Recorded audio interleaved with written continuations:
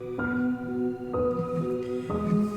must have been 6 or 7 when I lived in Lebanon. The country was ravaged by war at the time, and murders were very common and very frequent.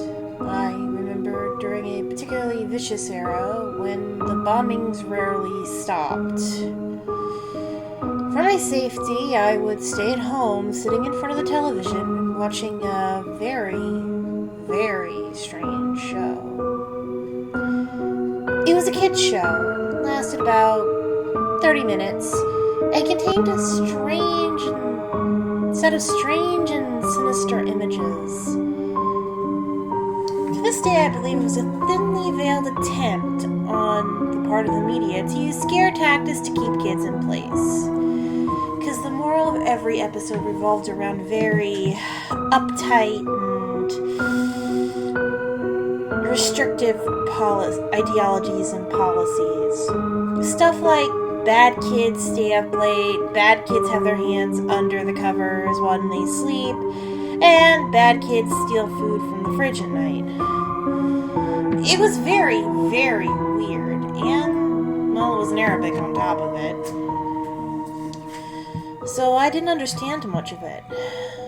But for the most part, the images were very graphic and comprehensive. The thing that stuck with me the most, however, was the closing scene. It remained much the same in every episode.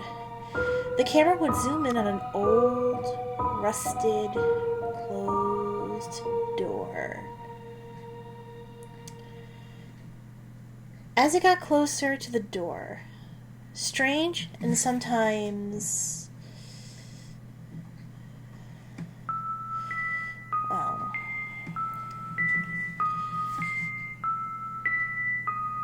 sometimes even agonizing screams would become more audible. It was extremely frightening, especially for children's programming. Then a text would appear on the screen in Arabic, reading, well, translated, roughly, where the bad kids go. Eventually, both the image and the sound would fade out, and that would be the end of every episode. About 15 or 16 years later, I became a journalistic photographer. That show had been on my mind all of my life, though, popping into my thoughts sporadically. Eventually, I had had enough and decided to do some research.